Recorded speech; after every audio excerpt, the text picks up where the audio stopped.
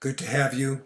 This is the eighth of our series of 8 seminars on the climate emergency and eco-justice for Cape Cod, co-sponsored by UU Falmouth and Faith Communities Environmental Network and St. Barnabas Church of Falmouth. We're great to have you here. We have wonderful speakers tonight, and I'm not going to spend much time at all doing an intro.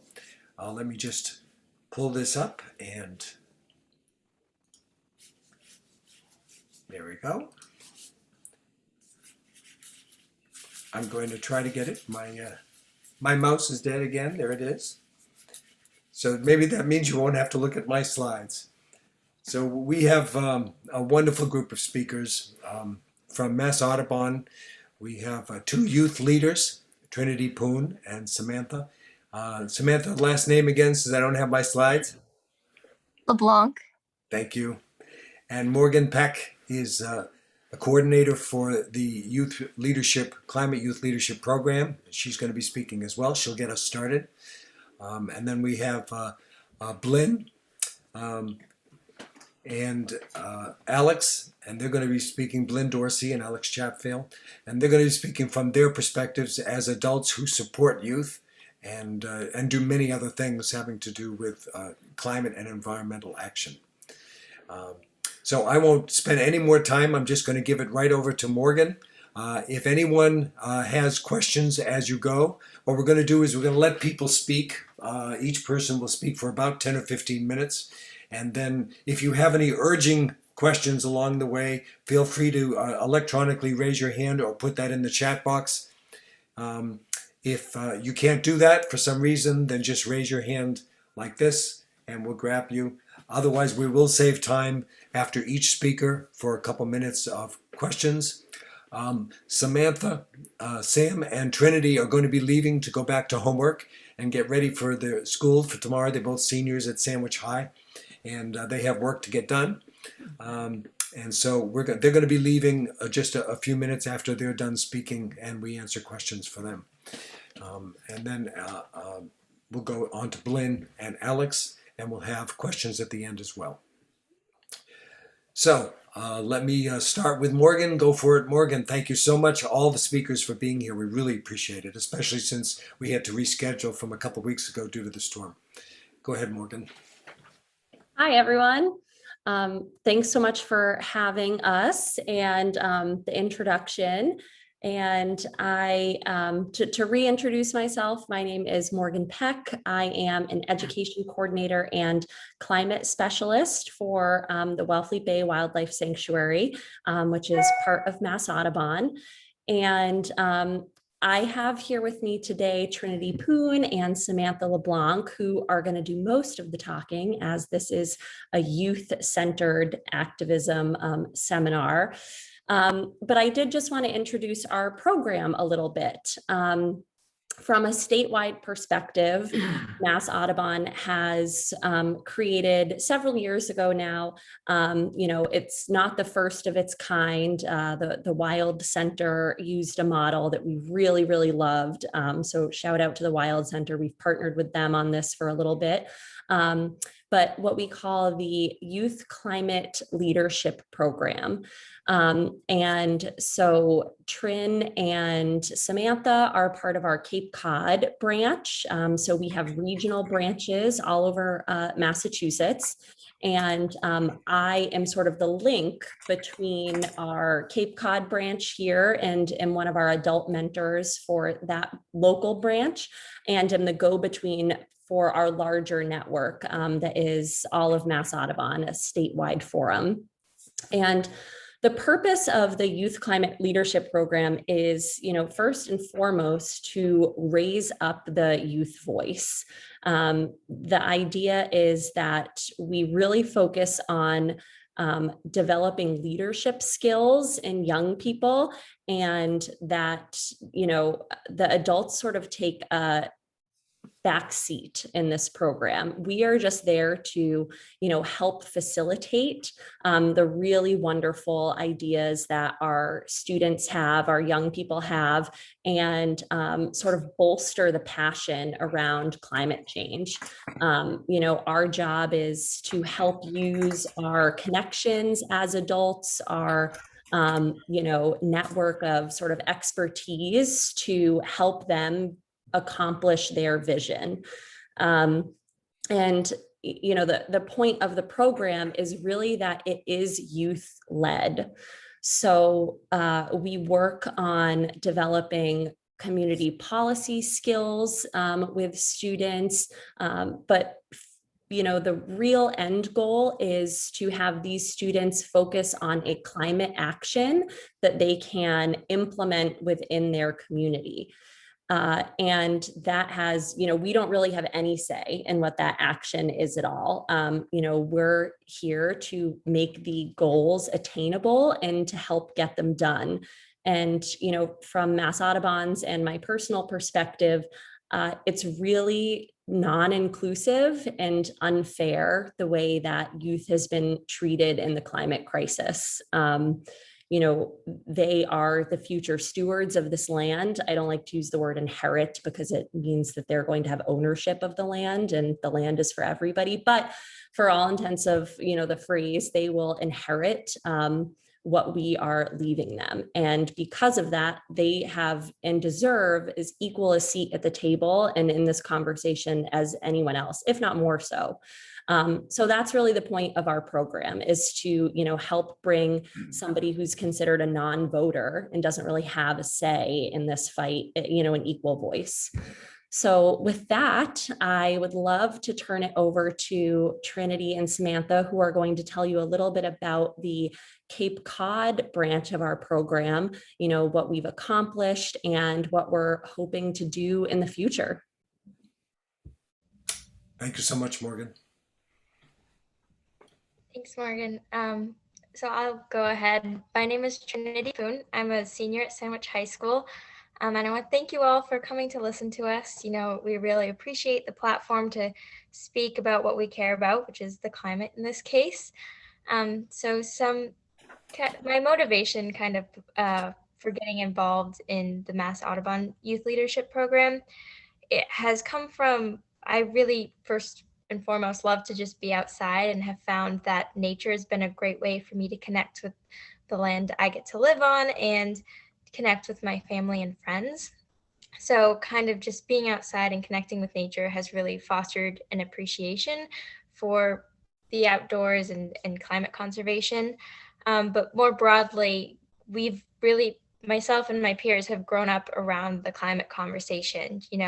We've had guest speakers come into our science classes all throughout elementary, middle, and high school, talking about saving the bees and conservation of water and paper and recycling. And so those kind of have become smaller actions. But yes, that kind of attitude of conservation has really just been a given throughout our school years. And accompanying this mentality has been that the youth are going to inherit this climate crisis and that we have to kind of fight for the world we want to live in. So that's largely motivated why I have joined this group. So I think Sam's going to introduce herself and then we'll come back to me. So I'm Sam. I'm also a senior at Sandwich High. And I got involved in the climate crisis in very similar fashion that Trinity did, where it just kind of, there's a conversation and kind of a given that if we want to have a future like my generation, we need to solve climate change and be a part of help solving it. And I think growing up hearing that like youth are the future sentiments are meant to empower us, but a lot of us feel just like very overwhelmed with this huge responsibility, because it's a lot of pressure to solve a massive problem before we even really understand it.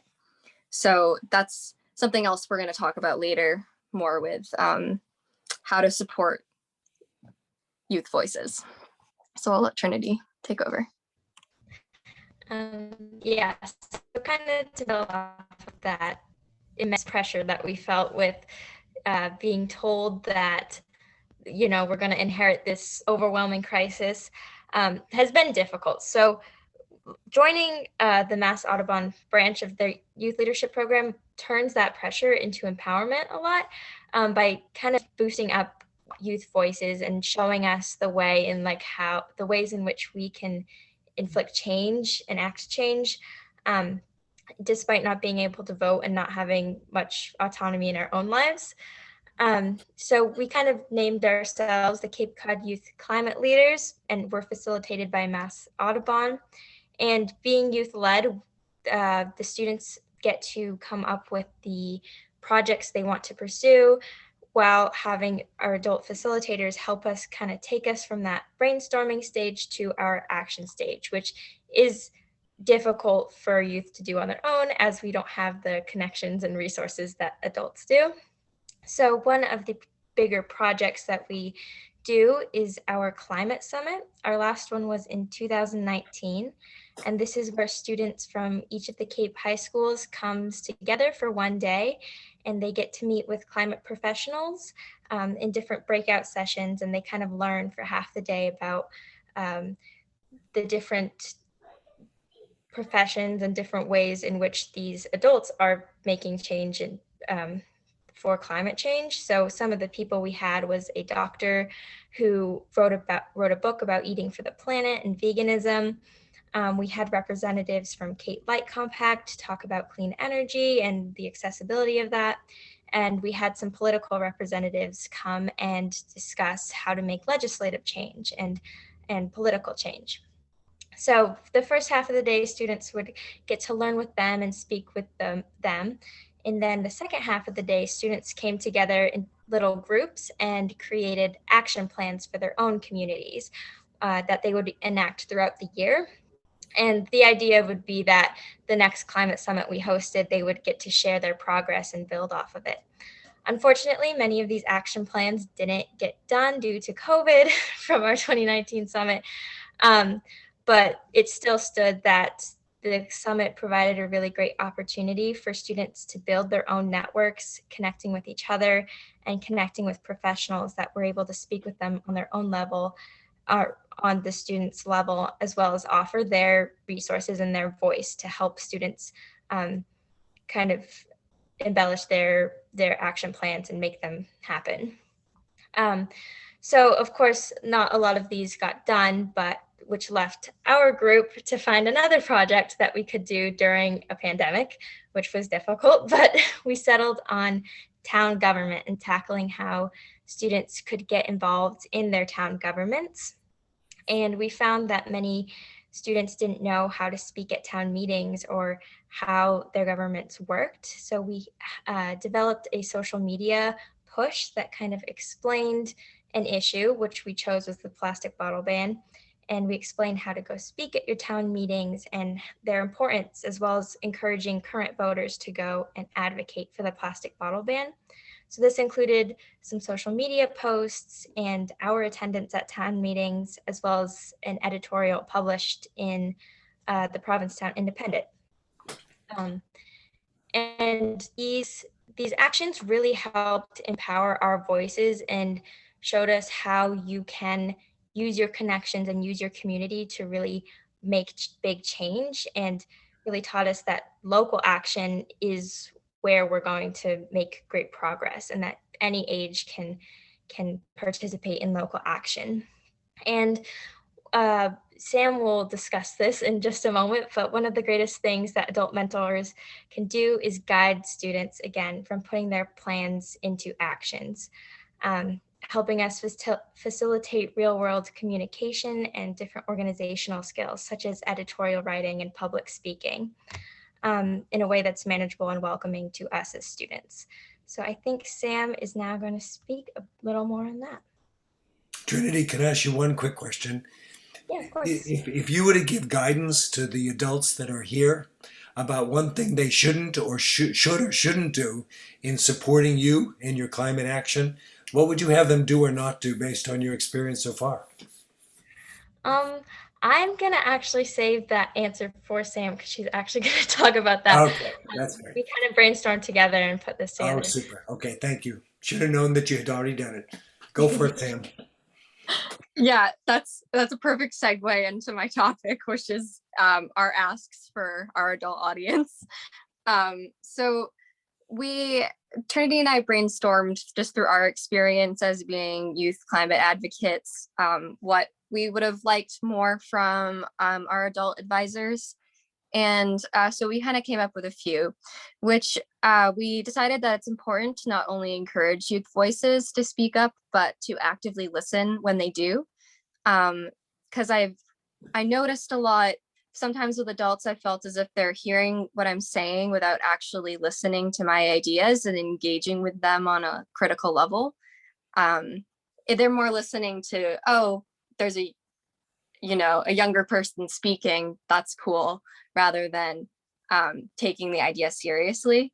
So we thought that's something that can be pretty easily fixed by viewing youth advocates as part of the same team and on the same playing field, even though there are, experiential like differences, and there's differences in knowledge as well.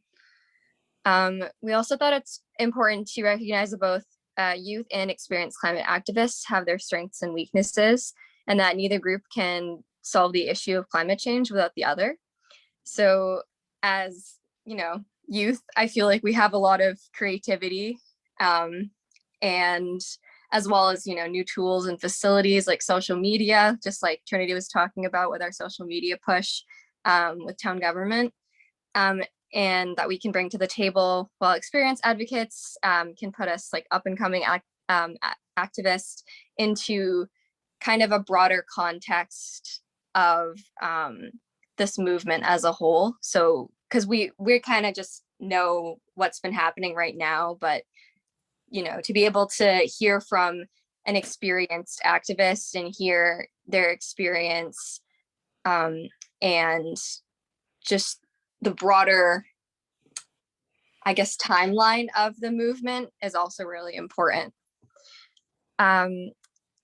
So we also thought listen, using skills and expertise to help meet us where we're at. And so that really, like we were saying with, our climate group that we're working with right now is a really good way. We call it C-Cycle. But so with C-Cycle, we are able to bridge that gap between our passion and for, solving climate change, and having adults bridge that passion and using their knowledge and experience to help bridge the gap between the passion and communicating that passion and, moving it towards action.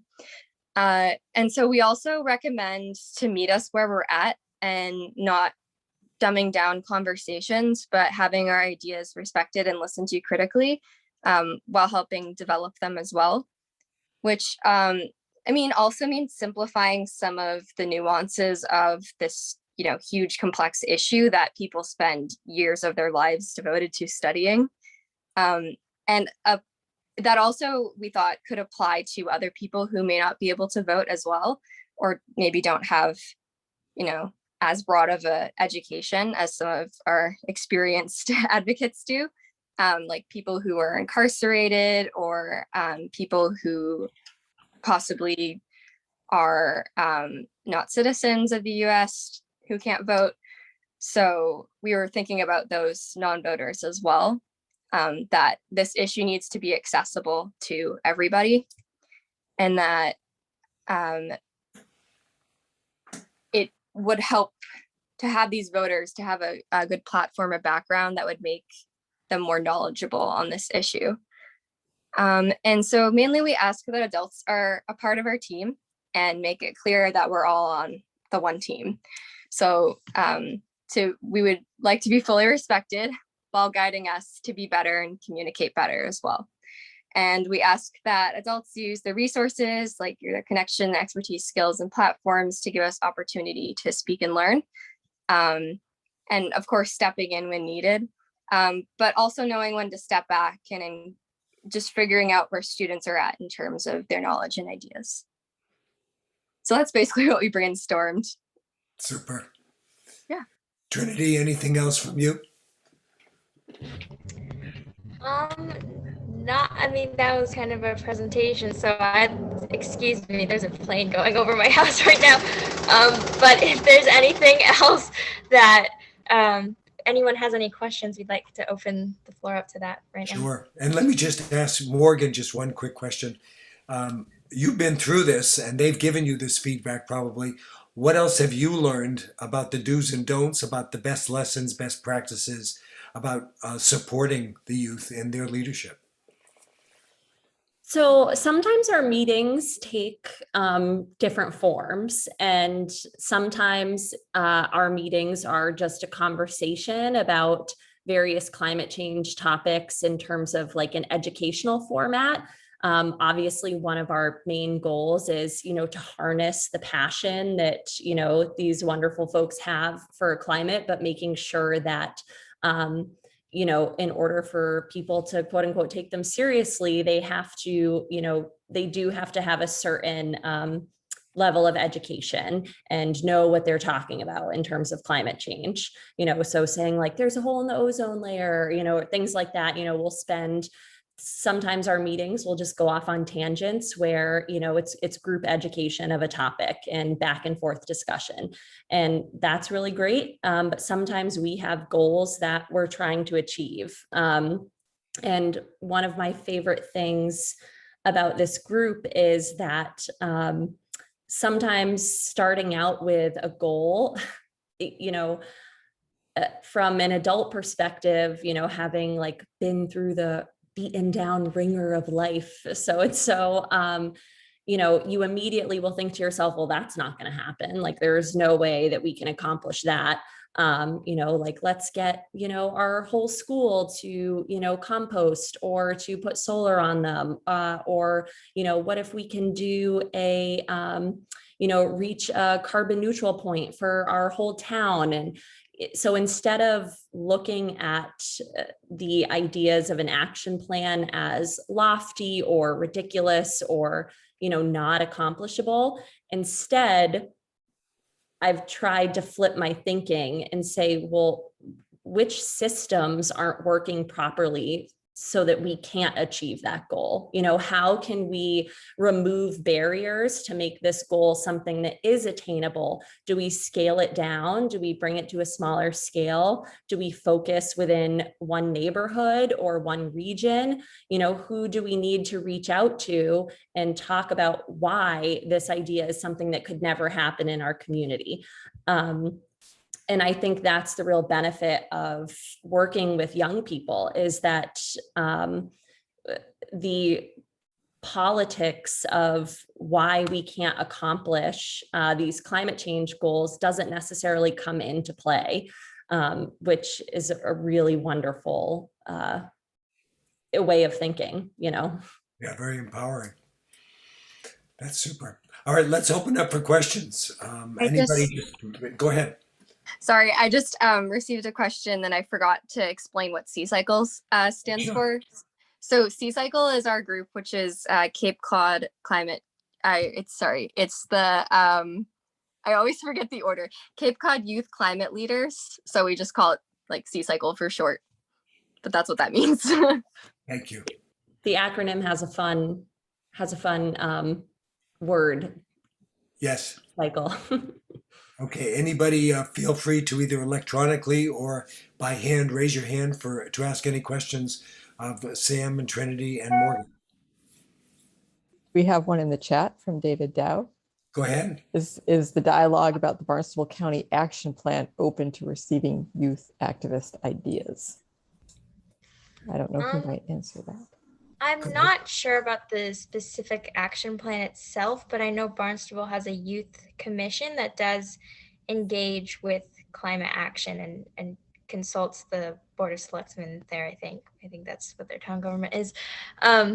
but we've actually had members from their youth commission come and speak to us as well. And there was some dialogue about starting a bit more of a consistent partnership with them as well. Thank you. Were either of you or any of your colleagues, friends, involved with the Cape Cod Commission or involved with the Cape Cod Climate Change Collaborative or anything else? Go ahead, Sam. Yeah, I was part of the Cape Cod Commission's Climate Ambassador program that they had. It was just like a short, it wasn't that short. It was like 3 or 4 months of learning about like climate change. And then like we said, it was kind of like a long-term climate summit where we developed action projects. Like I made a website that talked about unsustainable brands and alternatives you can find. And then I also had different like vegetarian meal plans that I made on my website. So Cool. I think the main difference between the Commission's Youth Climate Ambassador program is we've had a number of our cycle students who did attend the program last year, and they have a pretty deep dive into some sort of baseline education for climate change, which is great. And I think the idea is more that those students will then go out into the world with, a wealth of climate knowledge and be, community climate partners and climate ambassadors. It is a shorter duration program. And so there's smaller emphasis on the community action. And so again, our program is a, year-long cycle, and then the students, continue until they graduate theoretically, so that we have, a continuing feed loop and action plan cycle loop, and our adult mentors stay the same. So we continue to help facilitate those action plans even after the first year. Super. And just so those involved with the Faith Communities Environmental Network, we are talking with Morgan about our continued collaboration for our support of youth and what they do and their involvement in what we do, so that we can not make this a one event kind of thing, but an ongoing relationship. Other questions or comments?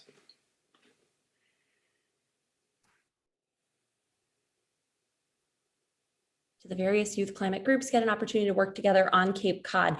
Yes, so we have one of our adult mentors, Ella Sampu, is on the Cape Cod Climate Change Collaborative. And so Ella acts as sort of our go between our youth group and the Cape Cod Climate Change Collaborative, so that we're working on similar things and can engage them for added assistance. It broadens our network. Same with the Cape Cod Commission. But so yes, we're always looking to broaden that climate change network of, already established adult frameworks and working groups.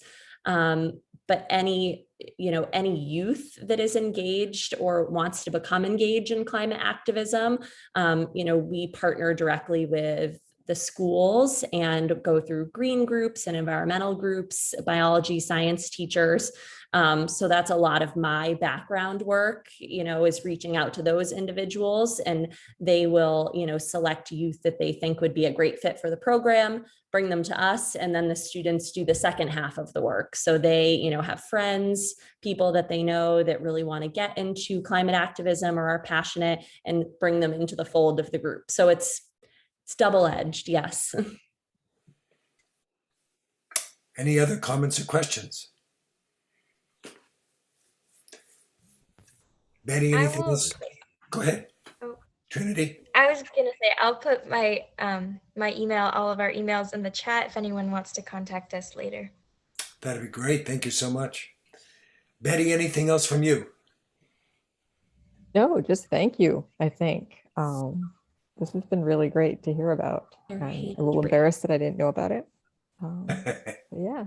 We Well, have this is Michael only here. our, this is technically this is our third year of the program, but because like Trinity mentioned, the pandemic really staunched our action plans and we weren't able to host a summit last year, I would say that this is really only the second year of it. So, our goal is to host a summit every single year. And then again, the summit acts as sort of the feed loop of education, but also into, producing action plans that we continue to work on throughout the year.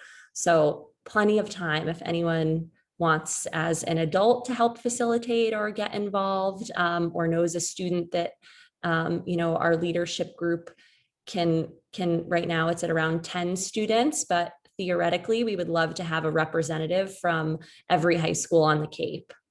That's great. Morgan, if you could put your email in there as well, that'd be great so people can be in touch with you. Betty, did you get to see Kathy's question or comment? See Kathy and Valerie and Michael's hand. So let's hear from Kathy. I've heard a framework for thinking of climate change activism at 4 stages, ranging from facilitating change in a close circle of family and friends to change at the larger community level. I'm just going to stop and let Kathy talk maybe instead of stepping on her, or let someone pick it up. Okay, well, I was just hoping that, do you know what framework I'm talking about, Betty? Yep. Okay, Yes. I think it was in early. The 4 levels of involvement.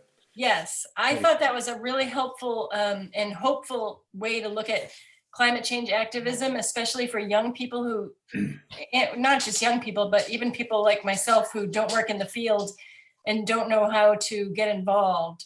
Could somebody that knows more about it maybe explain the framework? Sure. Betty, do you want to do that? Or do you want me to? Are we talking about the 4 levels of action from Will Yes. Grant? Right. Kathy? Yeah. Yes. Yeah, So. the framework was saying that there are 4 levels to approach action. The first level is individual action and families, and maybe I changed to say a vegetarian diet and start riding my bike. And the next level is the next level is the family level. So maybe solar panels on the roof. And then the third level is the community level, where you start getting solar panels on your school. And that has, a real powerful effect, because then you catch the eyes of neighbors and people and you see the work and all the good that you know about. And then the 4th level of action is that national up to international level with 26. And so the community place is really powerful for reaching, both up and down and out and affecting change. And that's really where our program lives also. For our statewide group, myself being the go-between between our larger statewide climate action network and our regional network, we facilitate a statewide lobby day for the students to attend, and that sort of tries to approach that 4th level that you were getting at. Super. So we have the question from Valerie about, do you think your schools were educating you? Samantha, Trinity, what do you think? It's in the chat. Yep. I can answer this one for myself. I would say that in terms of climate change specific information, you do definitely have to seek it out a little more in high school, such as taking earth science and environmental science classes instead of just regular biology or chemistry. So in that way, it is available, but I wouldn't say that teachers and principals are actively kind of showing us where the opportunities to make change and understand the issues are. But if you have an interest in it, there are clubs and there are classes that you can seek out. Thank you. Samantha? Sam? Yeah, I was just gonna kind of add on that I think, especially coming from Sandwich High School, we live in a more, I would say, conservative town. And so a lot of the discourse around climate change is non-existent, honestly, because they think it's like a sort of political agenda to talk about it in our schools, and that it's like indoctrinating young people into an agenda, which it's definitely not. But that's kind of the viewpoint of a lot of members in our community. So I'd like to see more of a push for education, like, or just like a baseline climate education in our classes, especially like in the middle school and elementary schools. But yeah, you really don't, I haven't received a lot of like foundational education regarding climate change at the public schools. It's mostly been through like different organizations and seeking it out, like Trinity said herself. So yeah, there definitely could be an improvement with what we're learning in school. Thank you. Michael, question or comment? Thank you for your patience, Michael. I just want to, it's important to remember it's a worldwide problem. And you really, while local stuff is important, in the end, it has to be solved on a worldwide basis. And that involves spend a lot of time studying really complex issues, political, economic, and I don't think we're doing a good job at that. I think there's too much sort of taking sides and not enough just a real honest realization that it's an extremely complex thing, and to solve it, we have to have, you know, far more effort than that's going on right now. Absolutely. Thank you, Michael. Any comments about that, Sam or Trinity?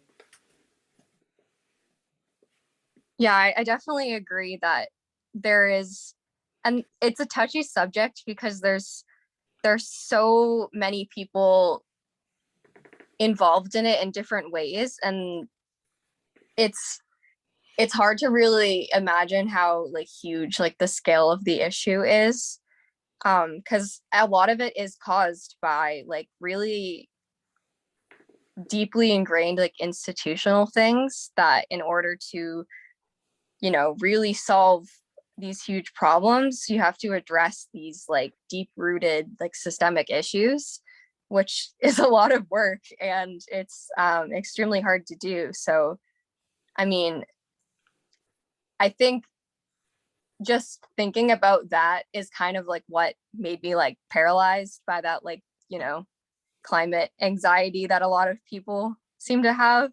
Because when you just think about that like huge scale of it, it's so hard to even think about, oh, where do I start? So I think just starting with like the community like has been empowering for me, so that I can, you know, think about going like in the future, working towards that more global perspective of climate change and understanding it from that larger scale.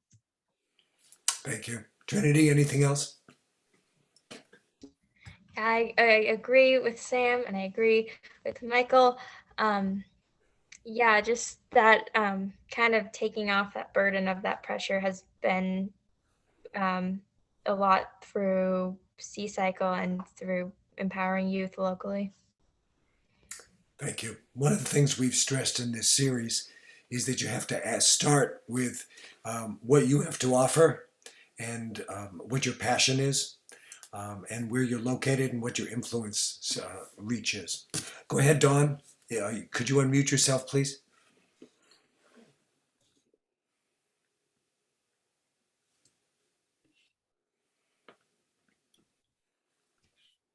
Yeah, I just wanted to ask the two students if they have any suggestions as to how to get more students involved.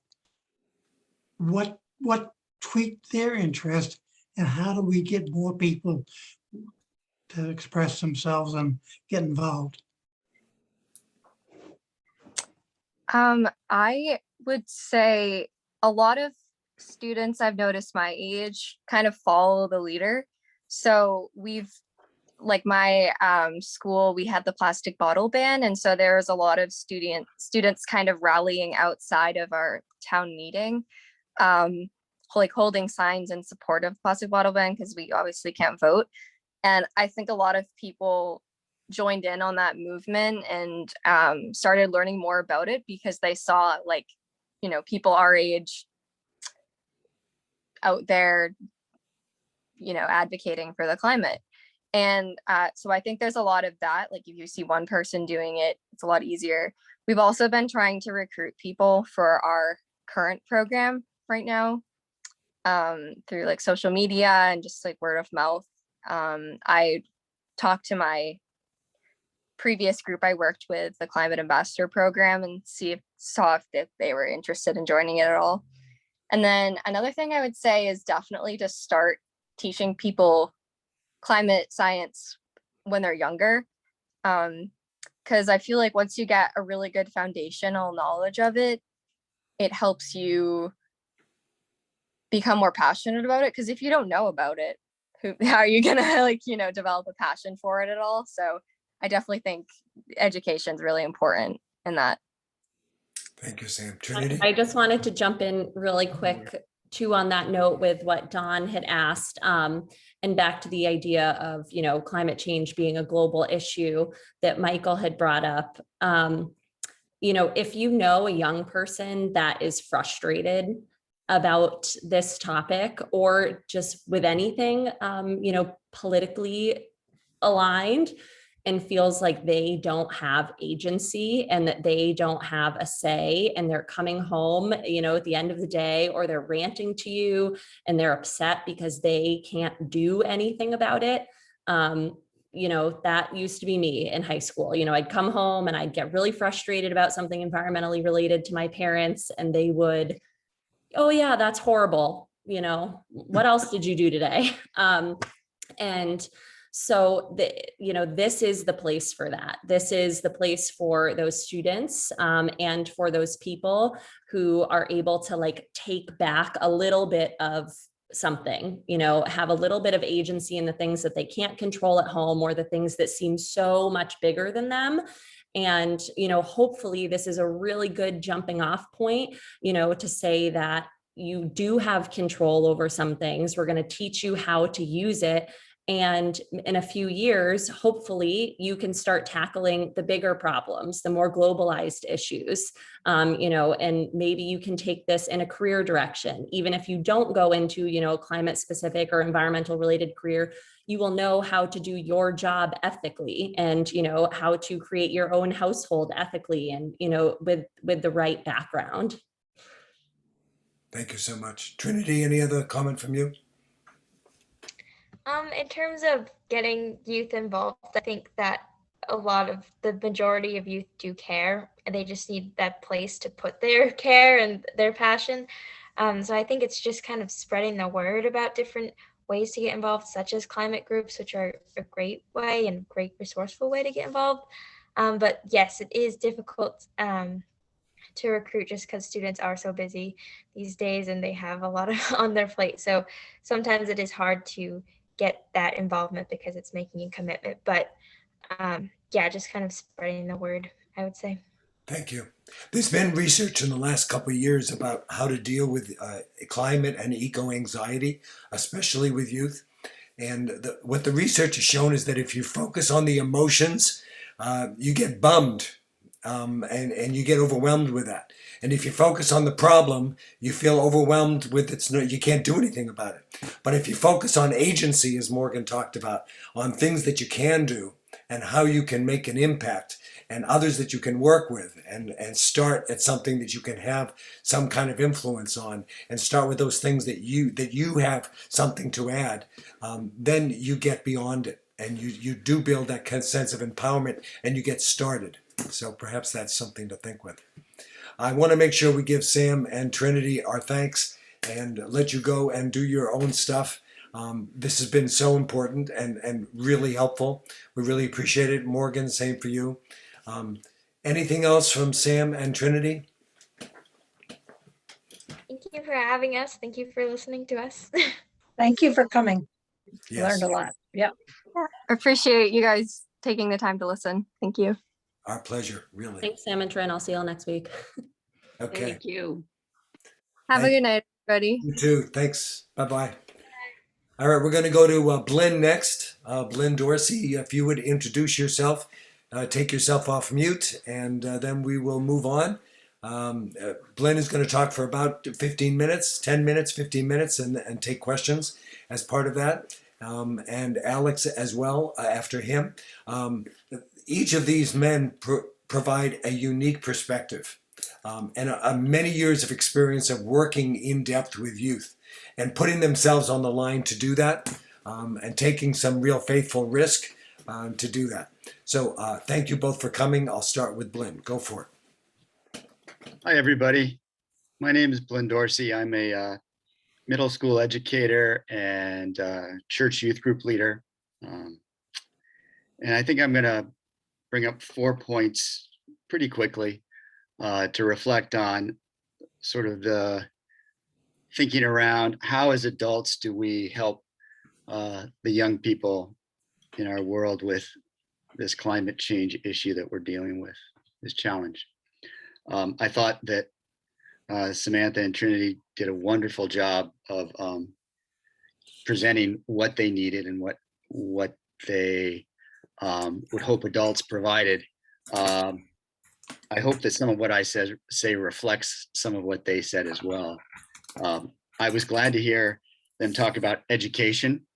I'm at the front end of the education part. I have middle school kids that I teach. So I was excited to hear that the high school kids were looking for more and more education. But I will say that I teach a lot of kids who may not be as motivated as Samantha and Trinity were. So it ranges, and I think I'll speak to that a little bit. But the first point I want to make, and I think the most important thing we can do as adults, is to give young people the experience of dealing with these issues. And particularly, I think it's the experience of the natural world. Any opportunity we have to share a place that is special to you, which can involve just a natural place or the community around and the people that are involved with that natural place, that is really important. Because in my experience, it's that connection with the natural world that sparks the interest in protecting it. And I'm not alone in that. Jane Goodall wrote that to reconnect with nature is key if we want to save the planet. And I think probably on the Cape, you have as many places that are beautiful and special to each of you as there are people on the Cape. I know it's a beautiful spot. I'm over in New Bedford across the bay, but I know you have a beautiful spot that is worth sharing. So experience is really important. As a teacher, I try to provide experiential knowledge around climate change, and I can speak to that if you're interested. But it's really getting kids engaged with the experience of what is happening and what it's affecting and who it's affecting that matters. The second thing that I think is really important as an adult, and you heard this word frequently, is passion. And I think if I was going to sum up everything I had to say, this is really about knowing where your heart is. So the experience of place is, where's your heart in this place, and how do you share that with a young person? And sharing your passion. What is it that you care about with climate change? And being very active and vocal and visible with that care that you have with the young people in your lives is really important. I'm going to jump to a story. I talked with one of the students that got involved with some climate action at the State House a couple of years ago. And I asked her why she was motivated to do this work on climate change. And she said that it was her grandmother. And she said that her grandmother, quote, was a radical political activist. And somewhere along the lines, that meant something to her, and that grandmother reached out to her and said, I want you to go into politics. I want you to do something in this world. I want you to make a change. And that really inspired this girl to learn more about politicians and what they did. And some of the main issues of the politicians she really respected was around climate change. And so that's what motivated her. So sharing your passion is essential. And as a Christian, and since this is a faith-based group, I think this goes back to the passage in Matthew chapter 5, verse 15, when Jesus mentions that we don't hide our light under a bushel. We all have a light inside of us. And if our light is climate change, how much better this world is going to be if we can light that together. And so the first place to light is in young people. And you heard the moral authority of these young people speaking, and the necessity of these young people's voices at the table. And to share your passion and your experience with them will light their fire, which they can carry forward as we pass on. So being passionate about that and sharing that in whatever way can make it experiential is important. The third piece is a more practical piece that we've heard, is about knowledge and action. Anything you know that you can share. As a teacher, I have quite a bit of things that I try to share, but when they get it from multiple perspectives, it means more to them. They can relate to it better than just in the classroom. And really important, we heard the term advocacy. I think there's two pieces to helping kids avoid that climate anxiety or that eco anxiety, or even for us. And that's showing them ways to act. And I myself have been learning that as well. And I think it's easy to get caught in the feeling like, I don't know what to do. But we as adults actually have some experience in finding those answers. And we can help young people find those answers as they ask them, which will be my last point. So taking action is really important. If it's at this local level, if it's in your town, if it's at a state level, like when the students went up to Boston, all of those ways of getting kids active and involved in the processes which create the rules for our communities is really, really important. And showing them how to do that. Even action at an individual level, taking out the recycling with little kids is an important act, and talking about it. Those things matter. As big as this problem is, and I will get to that, any chance you have with young people to act on things shows them that they can make a difference. And that's really my final point, is how do you know what makes a difference? How do you know what kids need? We have to listen. And we heard that really, really clearly from Samantha and Trinity. And listening is really about being open.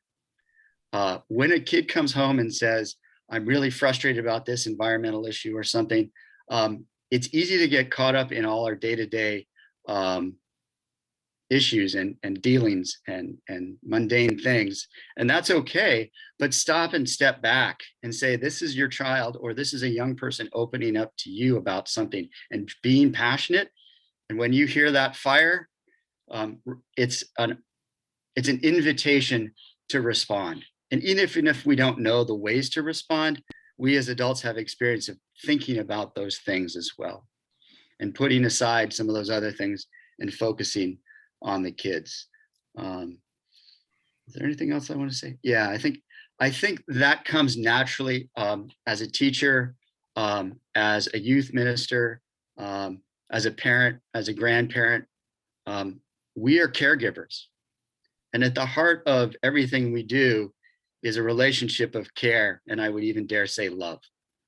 And I think having love in the midst of this crisis is incredibly important, because love leads us to relationships of care, and it really leads us to relationships of commitment.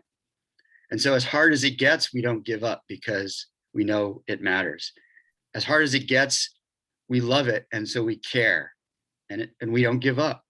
Fear, which a lot of the information can lead us to, leads us to panic and paralysis. So as caregivers, we are in a natural place to lead us into that level of advocacy, and agency with these young people. So anytime we have an opportunity to open our hearts, if we care about this issue, sharing that with the young people in our world in whatever way we can, and being open to what presents itself, so that in many ways the young people lead me into better action. Those are opportunities. And that's really all I have to offer.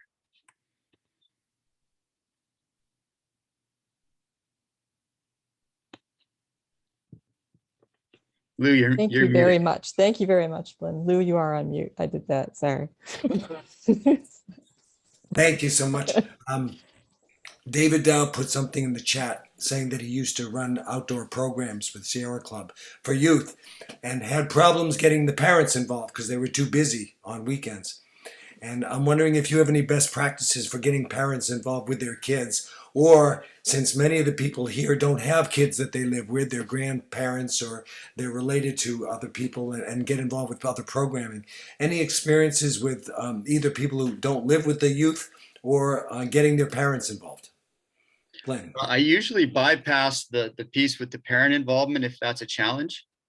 And I wonder if as grandparents taking the kids for a day and doing something with them, that can be challenging too, I suppose, depending on your situation.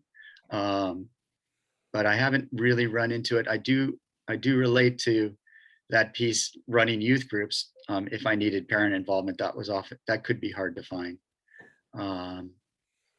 Yeah.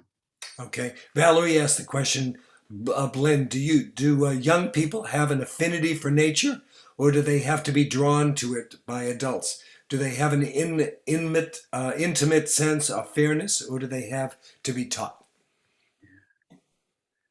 That's a great question. I teach middle school kids and have most of my career. Middle schoolers are complicated. They're incredibly interested in learning how to fit into their social group. So I think Samantha, or maybe it was Trinity, mentioned following the leader. So that's what's beginning in middle school. If I look at the younger grades, and as I look younger and younger, we have a nursery program or a young kindergarten program at our school. They go out every day in the weather. And I think with most kids, and I always hesitate to speak for everybody, there is an innate wonder in the natural world for young people. And it starts very early. And I find as they get older, that can be lost for some reason. So I'm in the thick of trying to rediscover that or make sure that it isn't lost in the midst of everything. But I think with all things, even if there is not something innate, things can be cultivated. When we teach, I teach kids with learning disabilities and learning differences, and the brain is incredibly plastic. So it can learn ways around other things, and you can develop skills that you may not have had. So I think, Valerie, if the question is by bringing kids outside, does it help them? I think in both ways, and either if an attraction in nature is not innate, or even if it is, in both cases, if you bring them outside to beautiful places and places where they can explore the shore, the tide pools, the crabs and the birds, it encourages that relationship. And I think without that relationship, it's hard to sustain this work. I'm going to tell a quick story because it's so much fun for me and it shows passion. When our granddaughter was 2 years old, she's now just turned 4. She used to come and visit us on the Cape, and we had a birding book in our off our kitchen. And she would look at this book. It has a picture of all the different birds from the Northeast. And she'd get so excited and she'd want to know what it was called. And can we go see one? And can we take a picture of one? So a friend of ours had a copy of this book. They no longer publish it. And so they gave the copy to us and we gave it to her, and she keeps it at home. And every time they see a bird, she has to look in her book and she has to check off whether or not she saw the next bird. And whenever we go out together, we take pictures on an iPhone of every bird that we see. And then as soon as we go back home, we look at the pictures and the videos and the songs. And we practice on the flute, making the sounds of the bird. She adores it. And I think it'll affect her the rest of her life. How old is she? She's just turned 4. A 4-year-old life lister already. That's beautiful. Great story. Any other questions? No, Lou, but I did just want to comment on that, about the question about young people and children and affinity for nature. we have a nature preschool at our Mass Audubon site, and I'm the camp director for our nature day camp in the summer as well. So we work with, 3 and 4 are our youngest age groups. And I find that no child has, it shies away from nature on their own. I think that, like Blynn mentioned, that's sort of a learned behavior as things take over in adult life and devices become more important and structure and schedule becomes more important. The earlier that you spend time outdoors with children, the better stewards of land they will become. I think almost probably everyone in this room has a story from a young age that connected them to nature and is why they, grew up to become an advocate. And that's very much, my sort of personal belief, and that the youngest we can teach our children to love nature and to respect the land that we've been, that we have, the longer that will stay with them. All right. Thank you so much, Blynn. Really appreciate it. We'll go to Michael Alex. has a Michael has a I'm question, sorry. I didn't see actually. that. Michael, go ahead. Sorry. The chat or the electronic hands, they'll get you every time. I tend to miss Michael. the chat. I think it's important not to oversimplify youth. There are all sorts of different types of youth, and also that the climate change is a result of it's the industrial revolution, basically, and some of the people that are going to do the most to correct the things we're doing wrong are going to be engineers and people who may have very little interest in nature, but have interest in engineering and mathematics and other forms of science. And, we should just, and so we should be encouraging children to really do what they want to do, use their talents where they are, and not confine them. I mean, I love nature, but the fact is that, like I said, the solutions to what are essentially industrial problems are going to be largely industrial solutions, and we need we're going to need a lot of engineers and that type of thing too. So, so I think it's important to just encourage whatever their talents are. Absolutely. And their unique differences. Absolutely. I have 7 grandkids, and every single one of them is interested in what's going on out there for very different reasons and in very different ways. One wants to be a vet tech, and another one wants to be an attorney, but work with climate on attorney. Another one is on the autism, has Asperger's autism spectrum, and really gets into working on his computer about everything, and loves to do art. So he loves to draw and build things with 3D printers. So every single one of those kids has a different passion, a different way of approaching this. And I find, it's not my job to get them involved, to get them passionate. They already have it. I just have to be there to help bring it out. Any other comments or questions before Alex goes? Valerie, but engineers can design for people or people and nature. Absolutely. Alex, you ready? Ready. Thank you. Go. I'm going to be one of those people who shares some slides because it helps me remember what I'm going to say.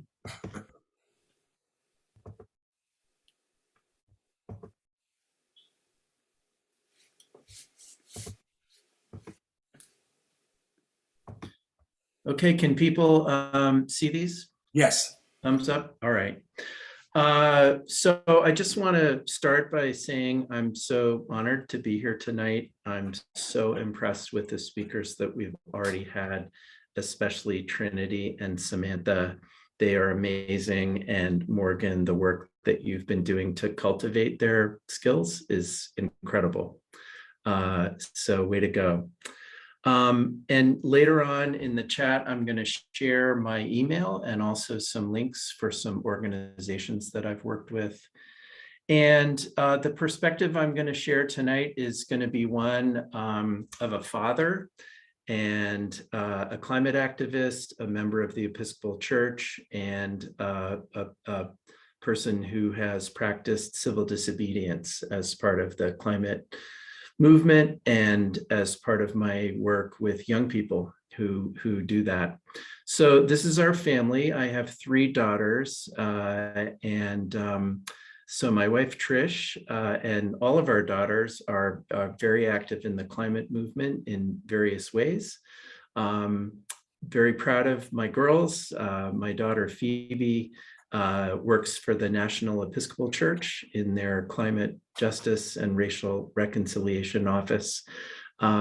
Olivia is a public school teacher in Revere, Mass, and also organizes with various climate youth groups in New England. And Lucy, our youngest, is a senior at Georgetown and helped to co-found the Sunrise Movement Hub at Georgetown 2 years ago and helped to get Georgetown to divest from fossil fuels after a long campaign. I want to dedicate my talks, as I always do, to one of my mentors when I was a little kid who taught me the love of nature. It's my Aunt Helen. She used to come over to my elementary school and take the kids out in the woods and teach them about the trees and the plants and the owls, and was a conservation leader in Ohio and Maine during her lifetime. So like a lot of people, my entry into the climate crisis was witnessing an extreme weather event. I led mission trips of youth from our church in Lincoln down to Biloxi, Mississippi for 3 summers following Hurricane Katrina. And as a volunteer in a camp run by the Lutheran Church, we learned about the connection between the warming ocean and the hurricane that destroyed most of Biloxi. That was an aha moment for me. And I think many of us have had those moments in our lives. And my first, I guess you could say, action with members of my church in Lincoln was attending the People's Climate March in New York City in 2014. And 20 people from our church attended that march. And I was blown away by seeing 400,000 protesters in New York City on that day. And what was particularly impressive was the diversity of that coalition that came together, including Indigenous people, youth, unions, the elderly, faith communities.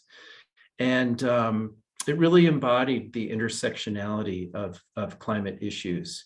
And I think that that is something that our youth now in particular are very good at talking about and articulating are those intersectionality issues. So when we came back from that march, members of our church founded a climate justice ministry at our church.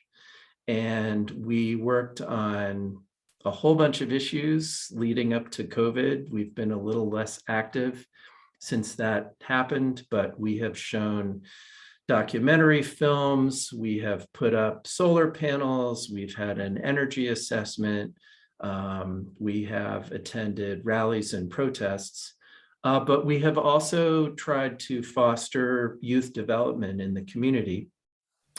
And we have established ties with the environmental club at our local high school, and we have helped them pass a plastic bag and bottle ban. I resonated with what Trinity and Samantha were talking about in terms of doing that kind of project. And I think that's one wonderful way that adults can be helpful with youth development, is getting them involved, encouraging their voice, letting them know that if they show up at a town meeting, they can really have an impact. My journey into civil disobedience on behalf of the climate started with a group of youth in West Roxbury, Mass. There was a sustained campaign against the construction of a natural gas pipeline there in 2015 and 2016. The very first time I ever got arrested was with 12 college students from Western Mass.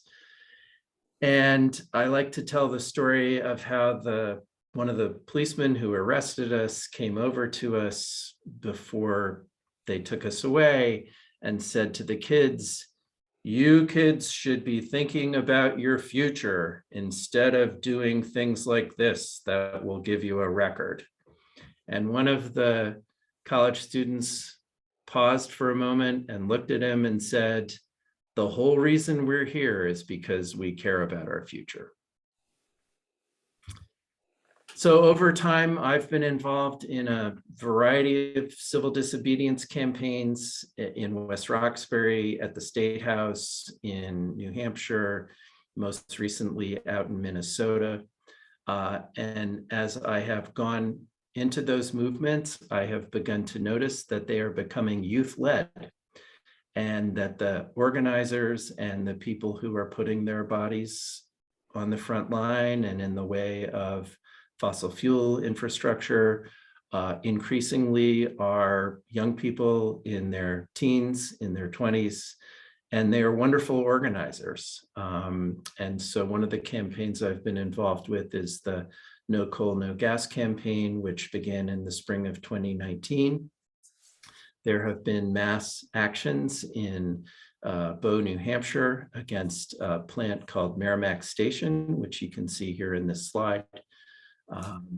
One of the largest was in September of 2019, when activists of all ages, including a lot of youth, were part of a mass, I guess, trespassing event that happened at the coal plant. And as a result, 67 folks were arrested, which was the largest civil disobedience action in New England since the Clamshell Alliance invaded the Seabrook nuclear plant. And this is a photo of us having to appear at the Concord Courthouse in just before COVID on Valentine's Day in 2020. Since then, as many people know, some of the focus in terms of climate resistance has shifted to Line 3 out in Minnesota. That has been an Indigenous-led and youth-led movement by and large. This is a picture of me and 6 other New England activists sitting in front of a workman's camp in Bacchus, Minnesota on May 6th.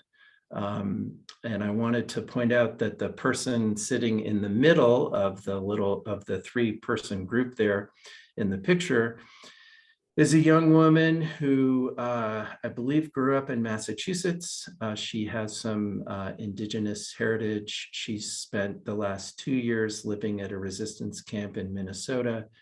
And she has both of her arms locked into cement-filled steel barrels, which we were using to slow down the police from extracting us from this situation. So this protest happened to occur the day after the National Day of Mourning for missing and murdered Indigenous women and girls. And the location of this protest was at a man camp, so-called man camp, which is what needs to be in place for the construction of fossil fuel infrastructure to happen and fracking.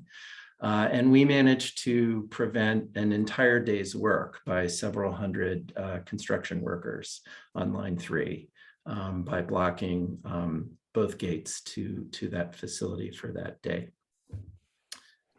So as I have watched the development of youth leadership in the climate movement, one of the things that has really impressed me has been the Sunrise Movement. And I have all 3 of my daughters have been part of that movement at different times. This began, as many people may know, here in New England, with a group of young people who were attending colleges in New England and were working on divestment campaigns from fossil fuel at their institutions. It played a large role, I would say, in the election of President Biden in the recent campaign, and also has had a lot of influence on the climate policy that the administration has adopted. Locally, one of my favorite events was attending the student climate strike in September of 2019. This is a sign that I saw in City Hall Plaza.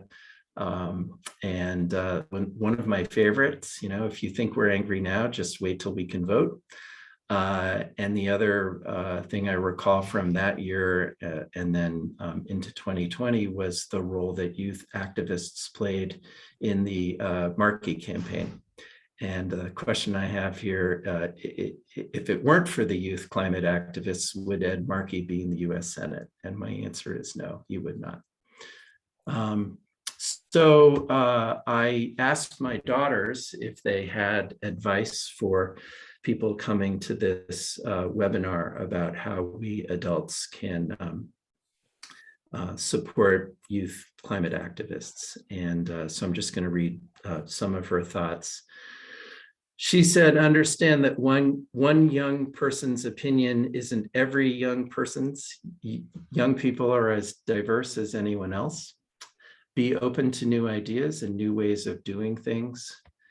Start with where you agree with the young people, not with where you disagree.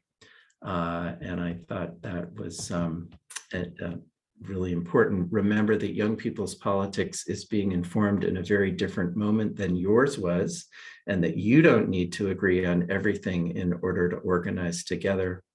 At the same time, be ready to have uncomfortable conversations. Organizing isn't meant to be comfortable all the time. Ask young people to give honest feedback on your website, Facebook, emails, and see if there might be some updates to make them more tech literate or engaging. Don't tokenize. If you're going to ask younger folks to speak at your events or join your efforts, include them in the planning process, not as an afterthought. And don't presume that young people have the same relationship with the police that you do. They likely don't. Same goes for housing, education, and other issues. So credit to my daughter for those thoughts. And I was recently part of a training that was organized by Minnesota Interfaith Power and Light. They gave a really nice definition of leadership, accepting responsibility for engaging others to achieve shared purpose under conditions of uncertainty. And I think that's what we're faced with at this point in our history, that the best that we can do is really to do that enabling of others, because acting alone, we're not going to solve this crisis by any means. So those are some of my thoughts. I thought I would introduce the civil disobedience component of what's going on in the climate movement, and just to say that I think for the majority of us on this webinar, I think we have a special responsibility to put ourselves on that front line, because we can sometimes take risks that some of our younger members of the movement cannot. And I would just encourage people to consider how far they can extend themselves in this fight, because we all have to take our part. So thanks. Thank you so much, Alex. Questions and comments of Alex or Blynn or Morgan or anyone else?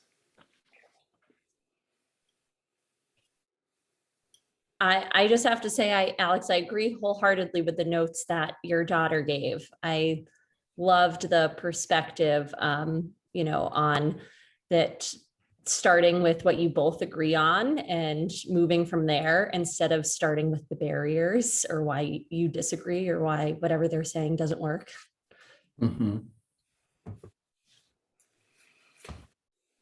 Other Michael? questions, comments? Michael has his hand up.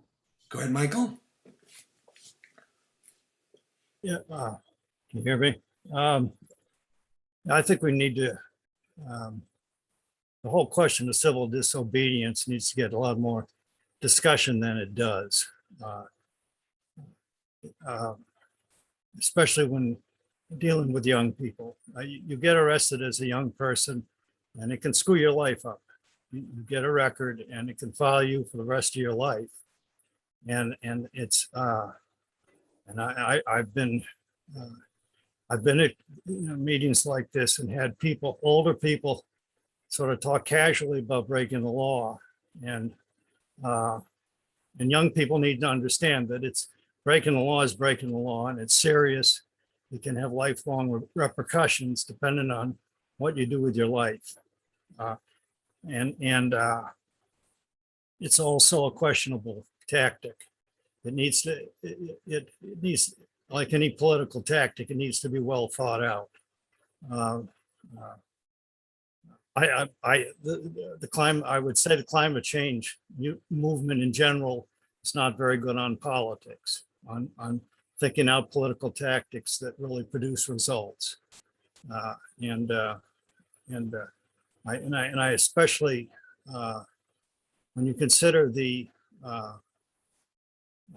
difference in realities between white communities and minority communities with regard to the law. Minorities are far more likely to, if they break the law, have far more serious consequences. And to talk about civil disobedience, the way I often hear it talked about, does not acknowledge that reality. It's a sort of a built-in racism. A number of things, Ed Markey might not have been elected. I've read the Green New Deal and I don't particularly buy it. I think it's full of holes. I suggested to a group that was big on the Green New Deal once that spend some time and simply read the thing. I think we need to do more studying, more debate, and that I don't think that I don't see a sort of youth adult divide in the whole youth movement, the whole climate change movement. There are the differences are sort of irrelevant of age. We need to concentrate on how to deal with climate change, and we can waste a lot of time trying to, worrying about whether someone is older or younger than you are. You need to get in a room and really talk about it, study it, and understand it. And I don't see a lot of that happening. In the Diocese of Massachusetts, last year the bishops put out a proclamation because they were sort of pushed by convention. I don't think they would have done it if they weren't pushed by convention.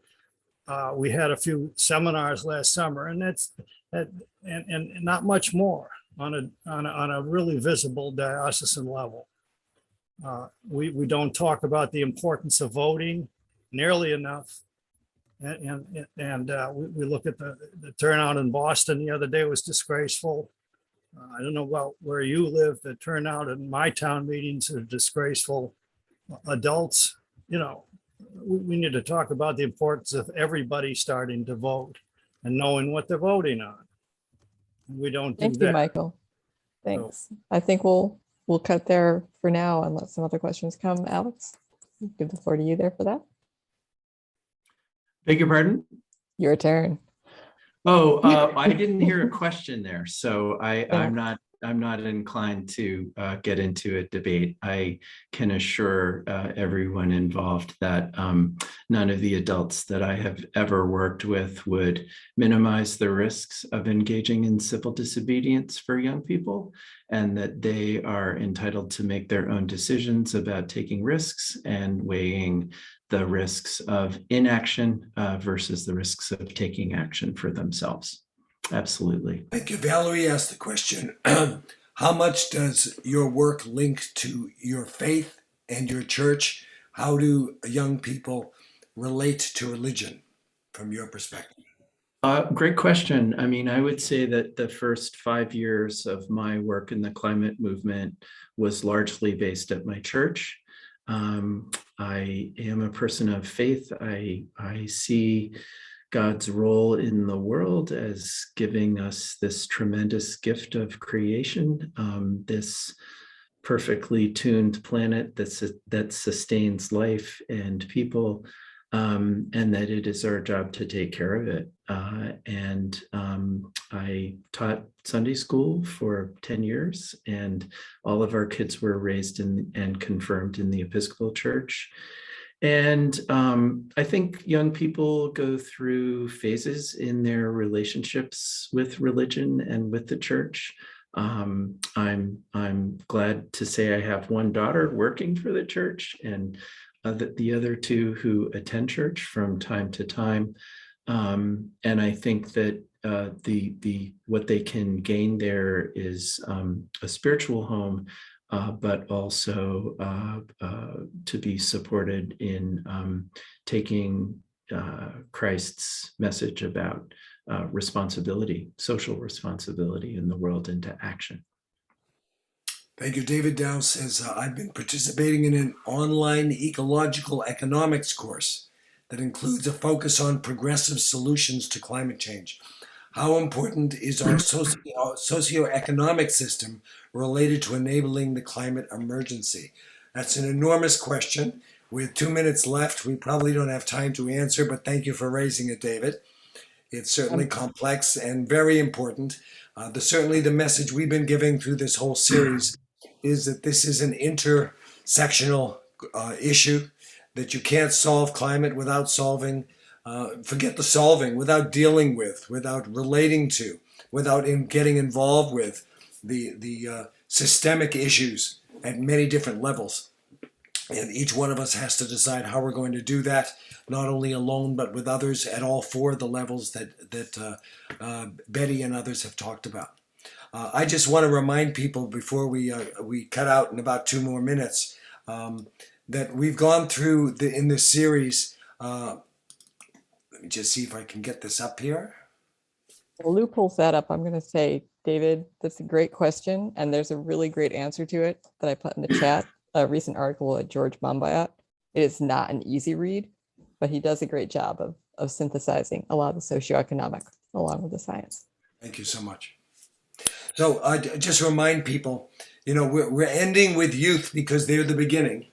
And we went going back in time. We talked about outdoor space. We talked about changing our financial investment, talking about socioeconomic, that many of us are supporting climate as it is today with the way that we're spending our money and the way that we're investing our retirement and other investments.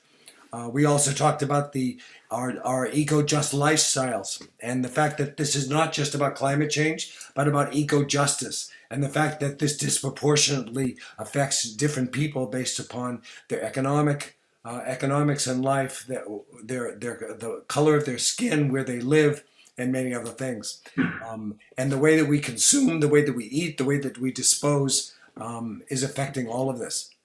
And then going back to our fourth session, how to make our home and transportation carbon neutral. We got into some of the technologies, some of the strategies that we can use at an individual level, at a faith community level, at a community level, to go carbon neutral or carbon negative.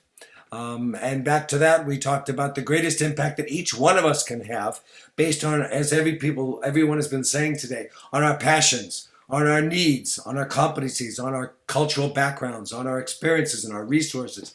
If you have money, if you have expertise, if you have time, whatever it is, that's what you can give. And you need to use your passion and your connections and your network and do whatever you can at any one of these four levels, especially at the community and beyond. And we started with, what is this all about? What are the best practices? We're talking about inspiring hope and action. And we do that by sharing our best practices, our progress, our opportunities for change, and understanding what this really is all about. What is climate change? What is the climate emergency? It is an emergency. It is now. It is forever. And what are we going to do about it now? And that it is an issue of justice. And as faith communities, many of us care about the moral issue, the issue of justice, the issue of equity, the issue of fairness. So that's where we started. That's where we're ending. We're hoping to, this is only a beginning, and we're going to continue on with other programs. Betty's Faith Community is doing that. Faith Communities Environmental is doing that. The network, Cape Cod Climate Change, the Sierra Club, Audubon Society, so many different organizations, and we are a network of networks collaborating together. I want to thank Blynn and Alex and Audubon Society, Morgan and Trinity, I'm sorry, I'm passionate at this point, so I'm not remembering our other speaker's name. Morgan, who is our fourth speaker.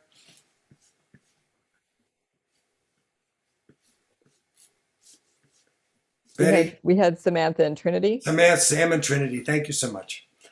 Betty, thank you so much for everything you did to make this series as it was. This is part of the Whole Life Learning Program at UU Falmouth. It's part of Faith Communities Environmental Network Education, and it's part of Betty's Faith Communities program on outreach, St. Barnabas. So thank you all for coming. Thank you for being part of this program.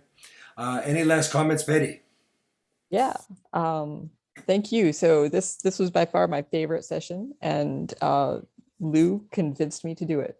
You know, I didn't even want to tell you the truth, and it was just brilliant. You put together a great panel, and so did I. It was great to have Morgan and Alex and Lynn here, and Trinity and Samantha. Yes. I really, I have to say to this crowd, as a mother, it's been very difficult for me to talk to my kids about climate change. I don't feel like I should be putting literally the weight of the world on their shoulders, but you guys really helped. It was really great. Thank you so much.